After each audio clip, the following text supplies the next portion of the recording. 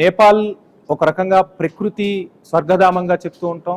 చాలా దేవాలయాలు కూడా అక్కడ ఉంటాయి, చాలా మంది అక్కడికి వెళ్తూ ఉంటారు. నేపాల్లో వరదలు కామనే, కానీ ఇప్పుడు వచ్చిన వరదల్ని ఏ విధంగా చూడాలి? దీని వెనక చైనా కుట్ర ఉంది. చైనా ఒక ముందస్తు ఇన్ఫర్మేషన్ ఇవ్వకపోవటం వల్లే ఇంత ప్రళయాన్ని, ఇంత ప్రాణ నష్టాన్ని ఈరోజు నేపాల్ చూడాల్సి వచ్చిందనేది చాలా మంది చెప్తున్నమాట. అసలు ఏ విధంగా చూడాలంటారు? ఏం జరిగి ఉండొచ్చు అంటారు?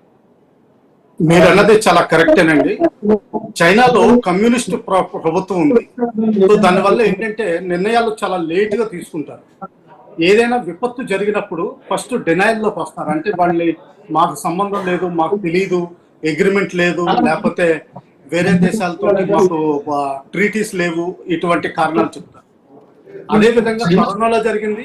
ఇప్పుడు కూడా పొద్దున్న 8:30 కల్లా చాలా క్లియర్ గా గ్లేషియర్ విరిగిపడి మొత్తం మొరైనంతా కిందకి కొట్టుకొస్తున్నట్టు చాలా స్పష్టంగా తెలిసినప్పుడు కూడా 1 గంటన్నర వరకు నేపాల్ ప్రభుత్వానికి వీళ్ళు అలర్ట్ చేయలేదు.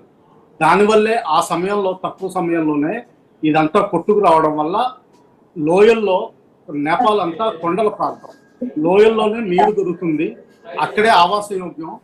దానివల్ల ఏంటంటే రోడ్డు కమ్యూనికేషన్ నెట్వర్క్స్ అన్నీ కూడా లోయల్లో ఉంటాయి. సో ఆ లోయల్లో వచ్చిన ఈ జలపాతం ఏదైతే ఉందో, అంటే రాళ్లతోటి, రప్పలతోటి మొత్తం అంతా వచ్చింది ఏదైతే ఉందో, మొత్తం వినాశనానికి కారణమైంది. దీనికి మెయిన్ కారణం ఏంటంటే చైనాలో జరిగిన కమ్యూనికేషన్ ల్యాగ్. ఇది ఇందులో స్పష్టం.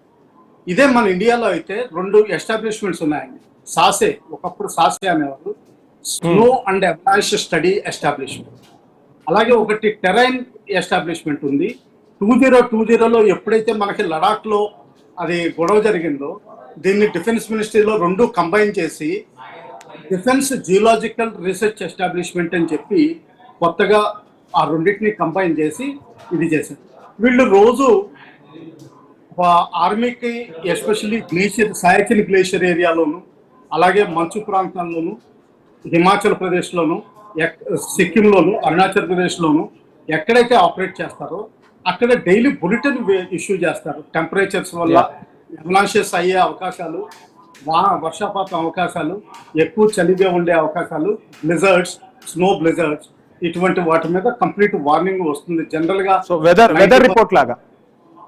రిపోర్ట్ లాగా వేరుగా వస్తుంది. ఇటువంటి అరేంజ్మెంట్ చైనాకి లేదు. అయితే చైనా ఏం చేసిందంటే సదర్న్ టిబెట్ లో జనరల్ గా ఎప్పుడు నివాస యోగ్యం కాదని చెప్పి టిబెట్ లో ఉత్తర భాగాన్నే మొత్తం వాళ్ళ రాజధాని, అన్ని ఏర్పాట్లు ఉండేవి. ఇండియా తోటి, నేపాల్ తోటి, భూటాన్ తోటి, ఒకప్పుడు మనలో కలిసిపోయిన సిక్కిం తోటి ఇవన్నీ గొడవలు పెట్టుకుని చైనా ఏం చేయడం మొదలుపెట్టిందంటే ఈ సదర్న్ భూభాగంలో కొత్తగా గ్రామాలు సృష్టించి వాటికి కమ్యూనికేషన్ నెట్వర్క్ ఏర్పాటు చేసి రోడ్లు, electricity, water pipe line, telegraphic lines ఇవన్నీ ఆర్గనైజ్ చేసి ఫ్రెజైల్ హిమాలయన్ ఎకానమీ ఏదైతే ఉందో, ఎకో సిస్టమ్ ఏదైతే ఉందో, ఎన్విరాన్మెంట్ మొత్తం డ్యామేజ్ చేయడం జరుగుతుంది. ఆ డ్యామేజ్ వల్ల దానికి డిజాస్టర్ మేనేజ్మెంట్ కూడా అందులో భాగంగా రావాల్సిన సిస్టమ్, అది లేకుండా రావడం వల్ల సడన్ గా ఇటువంటిది కమ్యూనికేషన్ గ్యాప్. దీనివల్ల నేపాల్ తీవ్రంగా నష్టపోవడం, అందులో ఇండియన్స్ కూడా చాలా వరకు భాగం, ఇంక్లూడింగ్ చైనీస్ కూడా దాదాపు 120 మంది చనిపోయినట్లు రిపోర్ట్స్ వస్తున్నాయి. సో అందరికీ నష్టం జరిగింది. Communication gaps and lack of research and dissemination of information. ఇది చెప్పండి. వివిరావు గారు, మరలా వస్తాను మీ దగ్గరకు. సుందర్ గారు, అంటే ప్రకృతిని, ఎన్విరాన్మెంట్ ని చాలా జాగ్రత్తగా మనం చూడాలి. ప్రకృతికి కోపం వస్తుంది.